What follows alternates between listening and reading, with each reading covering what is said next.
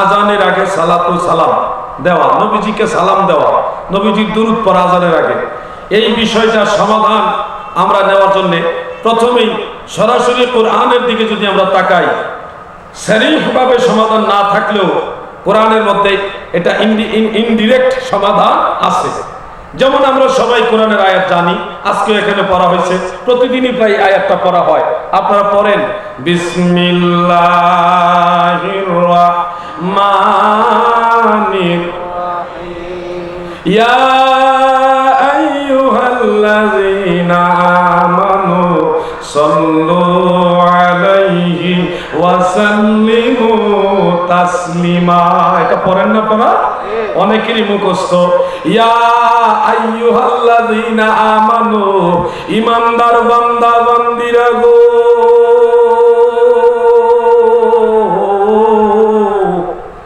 সাল্লু আলাইহি, তোমরা তার উপরে দরুদ পড়ো, নবীর উপরে দরুদ পড়ে। সাল্লু আমরের সিগা, এখানে মতলব আনিল ওয়াক্ত, কোন ওয়াক্তের সাথে শর্ত যুক্ত নয়।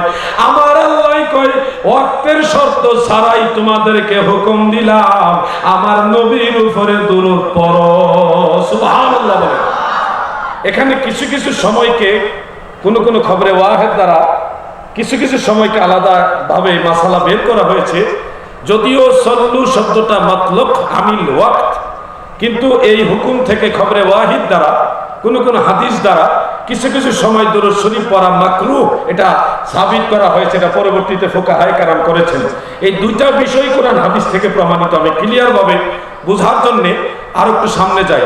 তাহলে কোরআন অনুযায়ী সাল্লু আলাইহি ওয়া সাল্লিমু তাসলিমা, এই কথা দ্বারা নিষিদ্ধ স্থান সমূহ বাদে বাকি সকল জায়গায় নবীর উপরে দরুদ এবং সালাম পাঠ করার হুকুম দিলেন কে?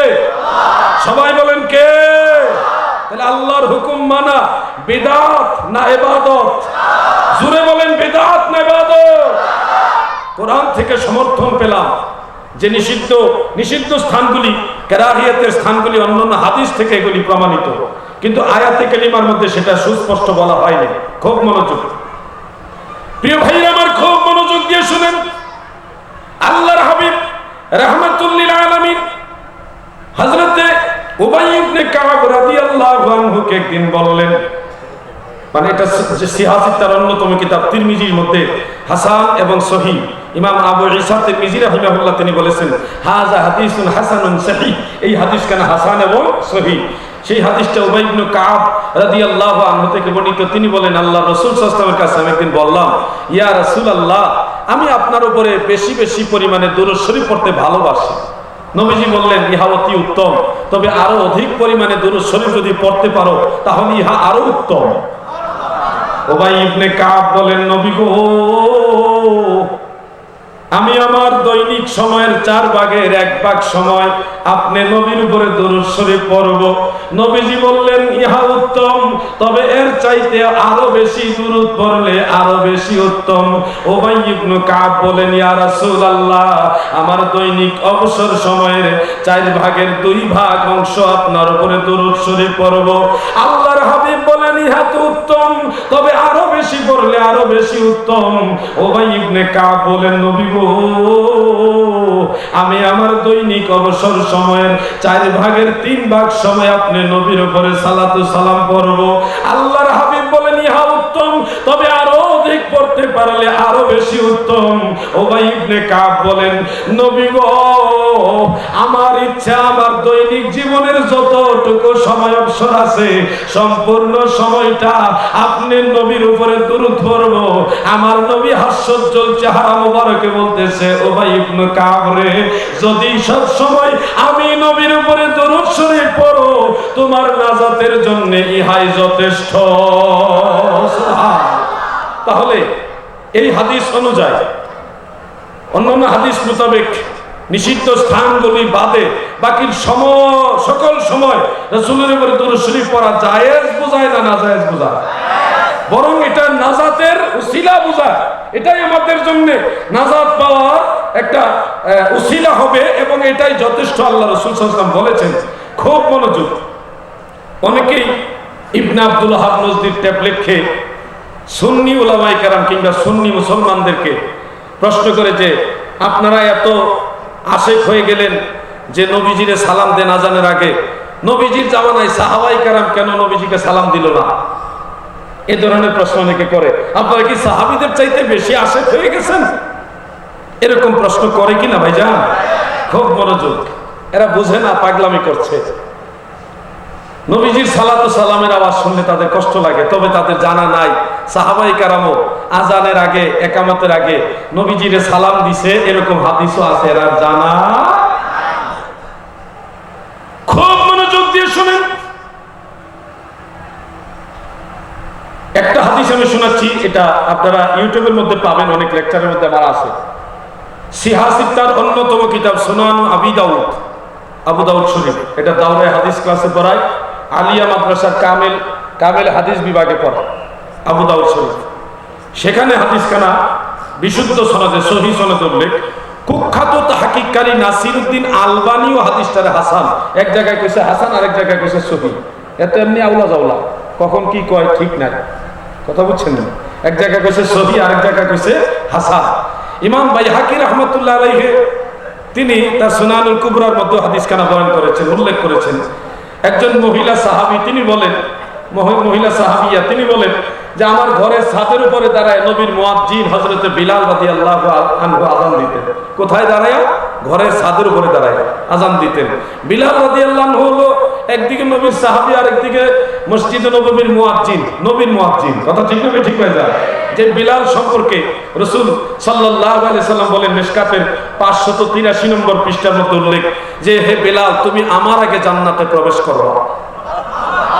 নবীজির আগে জান্নাতে ঢুকবো বিলাল রাদিয়াল্লাহু আনহু। নবীজিকে হযরত বিলাল প্রশ্ন করলেন, নবী গো, কিভাবে আপনার আগে আমি জান্নাতে প্রবেশ করব, আমাকে বুঝিয়ে বলুন। অর্থাৎ আমাদের নবীর আগে কোন নবী রাসূলও জান্নাতে ঢুকতে পারবে না। সেখানে হযরতে বেলালের কথা নবীজি বলতেছে, তুমি আমার আগে জান্নাতে ঢুকবা। বিষয়টা একটা চিন্তার বিষয়। আমরা তো অনেক সময়, যেমন উস্তাদ যদি, আমার উস্তাদ যদি আমাকে বলে তুই তো আমার উস্তাদ হয়ে গেছ, যদি আমার উস্তাদে আমাকে বলে তুই তো আমার চাইতে বেশি বুঝস, তখন আমরা কি মনে করি যে নিশ্চয়ই আমি কোনো বেয়াদবি করছি, এজন্য আমার উস্তাদ আমার তিরস্কার করতেছে। হযরত বিলাল রাদিয়াল্লাহু আনহু সম্ভবত এরকম ধারণা করলেন, যার কারণে প্রশ্ন করলেন, ইয়া রাসূলুল্লাহ, কিভাবে আমি আপনার আগে জান্নাতে প্রবেশ করব, কিভাবে? আল্লাহর হাবিব বলেন, বিলাল, আমি নবী যে উটের উপরে বসে জান্নাতে প্রবেশ করব, সেই উটের নাকের রশিটা, লাগামটা তুমি বিলাল টানবা। ফলে আমি নবীর উট টানতে টানতে আমার আগে আগেই তুমি জান্নাতে ঢুইকা যাইবা।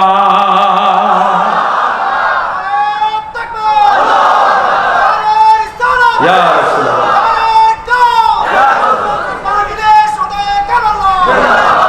এজন্য আশেক যারা, আমরা যারা আশেক রাসূল সুন্নি, আমাদের দাবি হইল খাকে গলি মদিনার শতত বিছানা মোর, বালাখানা হইল মোর গলি মদিনার গো।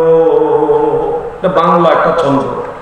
খাকে গলি মদিনারও, মানে মদিনার বালি, ধুলা, মাটি, এটা আমার বিছানা, এটাই আমার জান্নাতি বিছানার চাইতে আমার কাছে আনন্দের, আরো বেশি আনন্দের বিছানা। বালাখানা হইল মোর গলি মদিনার, আমার কাছে মদিনার গলি, মদিনার রাস্তার ধুলাবালি আমার কাছে বালাখানা। কেন? রওজা মুবারকের ধুলাবালির মর্যাদা আল্লাহর আরশে আজিমের চাইতে আরো বেশি। সুবহানাল্লাহ। কোরআন কারিমে আল্লাহ তার নিজের ব্যাপারটা বলেছে আজিম। আজিম মানে আল্লাহ নিজে হলো আজিম। আর আল্লাহর আরশের ব্যাপারে বলছে আরশে আজিম। নবীজির চরিত্র মুবারকের ব্যাপারে আল্লাহ তাআলা বলেছে ওয়া ইন্নাকা লাআলা খুলুকিন আজিম।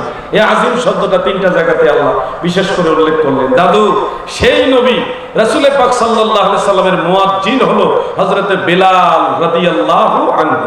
বেলাল রাদিয়াল্লাহু আনহু আযান দিতেন, নবীজি ইমামতি করতেন।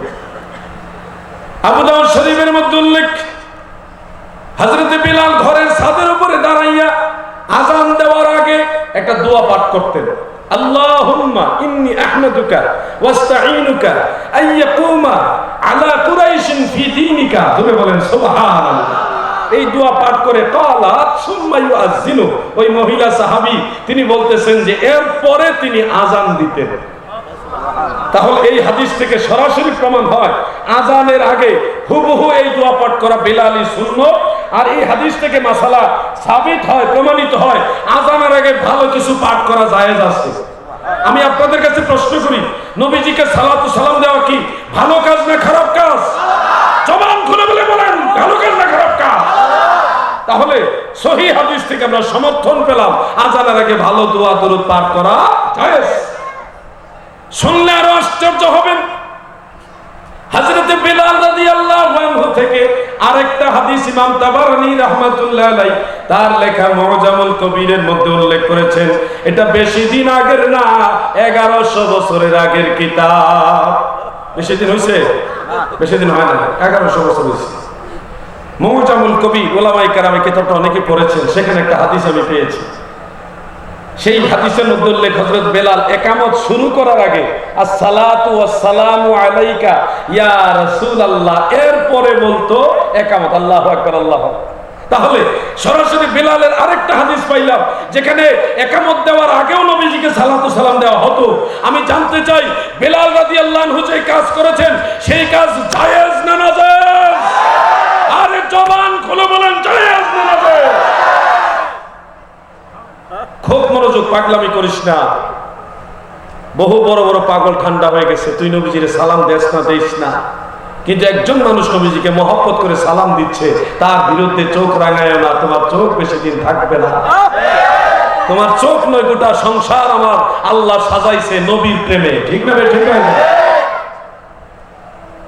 নবী প্রেম সুধা পান কর সবে মন, বেদনা যাত না জোরাইবে, খোদা প্রাপ্তি তোর তরে লাভ হবে, নবী পদবিনে ভাব সবে মিশে।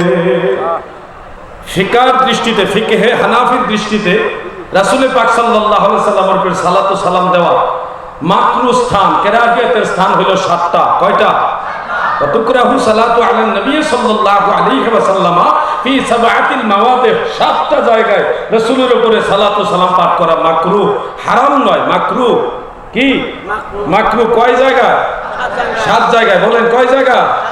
7 জায়গায়। এই 7টা জায়গায় নবীজির উপরে সালাতু সালাম পড়বেন না। আর এছাড়া ওয়া মুস্তাহাব্বাতু ফি কুল্লি আওকাতিল আমকানে আই হাইসু লা মানি', এই নিষিদ্ধ 7টা জায়গা ছাড়া, মাকরু 7টা জায়গা ছাড়া বাকি ফি কুল্লি আওকাতিল আমকানে, আওকাত, আওকাত হলো মিকাতের বহুবচন, সকল সময়ে, এবং আমকানে, মাকানের বহুবচন হলো আমকান, সকল স্থানে আল্লাহর নবীর উপরে সালাতু সালাম পাঠ করা মুস্তাহাব, জায়েজ জায়েজ জায়েজ। যেই 7টা জায়গা উল্লেখযোগ্য, কয়েকটা জায়গা আপনাদের বলে দেই, আপনাদের চলার পথে এগুলি কাজে লাগবে। একটা হলো আল জিমা, স্বামী স্ত্রী মিলনের সময় নবীজির দুরূদ সালাম পড়া যাবে না। 2 নম্বর হলো হাজাতুল ইনসান, মানুষের প্রস্রাব পায়খানার সময় রাসূলুল্লাহর দুরূদ সালাম পড়া যাবে না। 3 নম্বরে আল উতাস, হাসি, হাসি বুঝেননি? হাঁচু মানে ঠান্ডা লাগলে যে হাঁচু দেয়, এটা কি বলে আপনাদের এলাকায়? হাসি। হাসির সময় রাসূলের সালাতু সালাম পাঠ করা যাবে না। ইনদা যাবিহ, পশু জবাই করতেছেন ওই সময় নবীজির দুরূদ সালাম করা যাবে না। রাস্তা দিয়ে চলতেছেন, হঠাৎ হুচট খেয়েছেন, উষ্টা খেয়ে পড়ে গেছেন, কিংবা উষ্টা খাইছেন, তখন নবীজির উপরে দুরূদ সালাম করা যাবে না। এরপরে ব্যবসার মাল বিক্রি হবে, ওই নিয়তে জোরে জোরে দুরূদ শরীফ পড়া যাবে না। বরকত দান পড়া যাবে, কিন্তু ওই নিয়তে পড়া যাবে না। এই 7টা জায়গায় আল্লাহর নবীর উপরে সালাতু সালাম পাঠ করা মাকরুহ। আর এই 7 জায়গা ছাড়া বাকি সকল জায়গায় সকল সময় আল্লাহর নবীর সালাতু সালাম পাঠ করা মুস্তাহাব। যেহেতু আজানের আগে নবীজির উপরে সালাতু সালাম পাঠ করা মাকরু, এই মাসালা কেউ বলেনি, দেয়নি। সেহেতু ফিকহে হানাফির দৃষ্টিতে আজানের আগে নবীজির উপরে সালাতু সালাম পাঠ করা মুস্তাহাব, জায়েজ জায়েজ জায়েজ। কেউ যদি বলো না জায়েজ, তোমার কোন বাবাই লেখছে আগে এই না জায়েজ দলিল আন, নাইলে নো সাউন্ড। আগে দলিল দাও, দলিল ছাড়া কোনো কথা চলবে না। কি বলেন আপনারা? আমরা হাদিস পাইলাম, ফিকহের দলিলও পাইলাম জায়েজ। তোমরা যতক্ষণ পর্যন্ত নবীজিকে আজানের আগে সালাতু সালাম দেওয়া যাবে না এরকম দলিল না দেখাইতে পারবে, ততক্ষণ পর্যন্ত কোনো সাউন্ড চলবে না। ঠিক না বেঠিক? খুব মনোযোগ। হ্যাঁ, একটা বিষয় ক্লিয়ার, আজান একটা ইবাদত, আজানের আগে সালাতু সালাম আরেকটা ইবাদত, একটা আরেকটার অংশ নয়। আজানের অংশ যদি কেউ মনে করে নবীজিকে সালাম দাও, তাহলে এটা বিদআত। তবে আজানের আগে সালাতু সালাম মুস্তাহাব, সওয়াব, ইবাদত, কিন্তু ওই আজানের অংশ মনে করা যাবে না। কেউ যদি আজান দিল কিন্তু নবীজিকে সালাম দিল না, সেক্ষেত্রে আজানের কোনো ক্ষতি হবে না। কিন্তু কেউ যদি আজান দেওয়ার আগে দয়াল নবীজিকে সালাম দিয়া তারপরে আজানটা দেয়, তার মুস্তাহাব সওয়াব হবে। সবচেয়ে বড় জিনিস সেটা তার অন্তরে নবীর প্রেম পয়দা হবে। ঠিক না বেঠিক? আর নবী প্রেমী হলো ঈমান। বাবু হুব্বুন নবী সাল্লাল্লাহু আলাইহি ওয়াসাল্লাম মিনাল ঈমান। বুখারী শরীফের প্রথম খণ্ডে 7 পৃষ্ঠার মধ্যে তরজমাতুল বাবের মধ্যে ইমাম আবু আব্দুল্লাহ মুহাম্মদ ইবনে ইসমাঈল ইবনে ইব্রাহিম ইবনে মুগীরা রাহিমাহুল্লাহ তিনি লিখেছেন, আমার নবীর মহব্বতই হলো ঈমান। সুবহানাল্লাহ বলে। সুন্নি যারা, নবী প্রেমিক যারা, তারা কি নবীর সালাতু সালাম চায় কি চায় না? কারা কারা চান হাত উঠান। নারায়ে তাকবীর, নারায়ে রিসালাত, গাউসিয়া, আহলে সুন্নাত ওয়াল জামাত, কাফিলে শুহাদায়ে কারবালা জিন্দাবাদ। খুব মনোযোগ। আমি দাদা, আমার ব্যাটারি হলো গরম, আমি নরম আওয়াজ কম করি, আমার গরম হয়ে যায়, কিছু মাইন্ড করবেন না। আর আমি বাংলাদেশের এই মাথা থেকে ওই মাথা যাই, মদিনাওয়ালাকে আমার অন্তরের মধ্যে রাখা, আমার চোখের মনি বানায় মদিনাওয়ালা কত মোবারককে ওসিলা করে আমি যাই। কামেল পীরের রশিদ দোয়া আছে আমার উপরে, আপনাদেরও দোয়া আছে। এই জন্য বাংলাদেশে যতগুলি জায়গায় গেলাম এমন কোন সান্দুর বাচ্চা পাইলাম না যারা রাসূলুল্লাহ এই আহলে সুন্নাত ওয়াল জামাতের বিরুদ্ধে দাঁড়াইয়া ইজ্জত লইয়া যাইতে দেখছি না। কারণ তারা আমার নবীর বিরুদ্ধে দাঁড়াইছে। নবীর সম্মানের বিরুদ্ধে যারা দাঁড়াবে তারা কখনো ইজ্জত নিয়ে যাইতে পারবে না। ঠিক না বেঠিক? আমরা দুর্বল হতে পারি, আমরা গরিব হইতে পারি, আমরা হয়তো বৃহৎ আলেম না হইতে পারি, তবে হ্যাঁ আমাদের সিনার মধ্যে মদিনাওয়ালার মহব্বত আছে। ঠিক না বেঠিক? ওইখানে আমরা দুর্বল না। অনুতাপ নিপীড়িত ব্যথিত জনের শক্তি ধরে অস্ত্রধারী শত সিপাহী। একজন অনুতাপ হৃদয়ের মানুষ, নবী প্রেমিক একজনের কাছে 100 ওয়াহাবি কিচ্ছু না। ওয়াহাবি গণার টাইম আছে না? দাদু, নবীজিরে সালাম দিলে আপনাদের মনে কি কষ্ট লাগে? যাদের কষ্ট লাগে তাদের ফায়সালা কি শুনেন। ইমাম আহমদ, ইমাম বুখারীর উস্তাদ, উনি বেশি জানতেন না, 10 লক্ষ হাদিসের সনদ মুখস্থ জানতেন। এমন 10-12 লক্ষ হাদিসের সনদ তা আপনারাও পারেন না? 10 লক্ষ হাদিসের সনদ মুখস্থ জানতেন ইমাম আহমদ ইবনে মুহাম্মদ ইবনে হাম্বল রাহিমাহুল্লাহ। তিনি মুসনাদ আহমদের মধ্যে একটা সহিহ হাদিস উল্লেখ করেছেন এইভাবে, عن أبي أمامة رضي الله تعالى عنه قال أخذ يدي النبي صلى الله عليه وسلم فقال لي يا أبا أمامة إن من المؤمنين من يلين لقلبه رواه أحمد رجاله كلهم موثق أي هذا حديث صحيح. حضرت আবু উমামা রাদিয়াল্লাহু তাআলা আনহু বলেন, আল্লাহর নবী একদিন আমার হাতের মধ্যে ধরে আমার দিকে ফাকালালি, আমাকে বলতেছেন, ইয়া আবা উমামা ইন্না মিনাল মুমিনিন, আবু উমামা শুনো গো,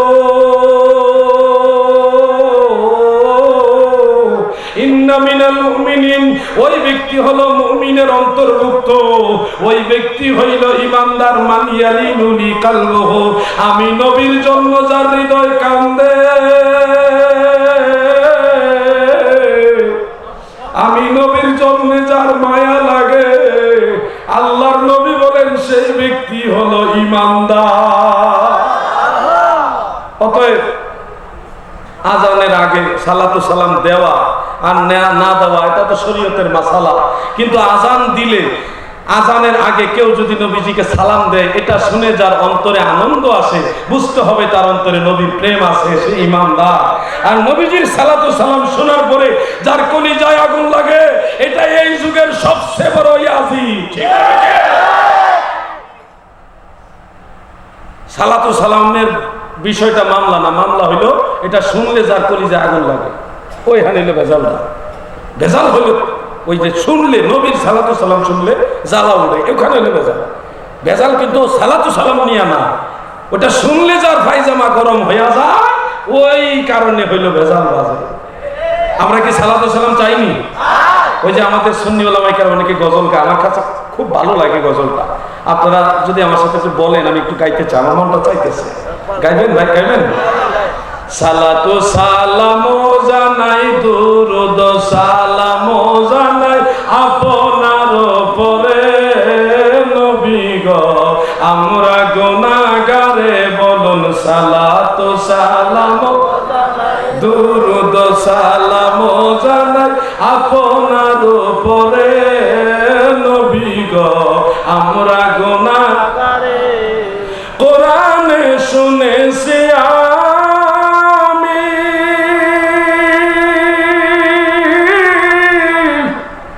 ও নবী গুনাহগারের বান্ধব তুমিও, হাদিসে শুনেছি আমি ও নবী গুনাহগারের বন্ধু তুমিও, পিলায় কাউসারের পানি ময়দানে হাসরে নবী, পিলায় কাউসারের পানি ময়দানে হাসরে নবী গো, আমরা গুনাহগারে বলুন সালাতু সালাম, দুরুদ সালাম জানাই আপনার উপরে নবী গো, আমরা গুনাহ। বলেন সালাতু সালাম, দুরুদ সালাম জানাই আপনার উপরে নবী গো, আমরা গুনাহগারে। এই গজলটা আমি যখন একলা থাকি তখন গুনগুনায় গাই। কেন করে? ভালো লাগে, খুব বেশি ভালো লাগে। আমার নবীজি শান যে গায়, তার অন্তরের মধ্যে এমনিতে শান্তি আসে, আল্লাহর তরফ থেকে রহমত আসে।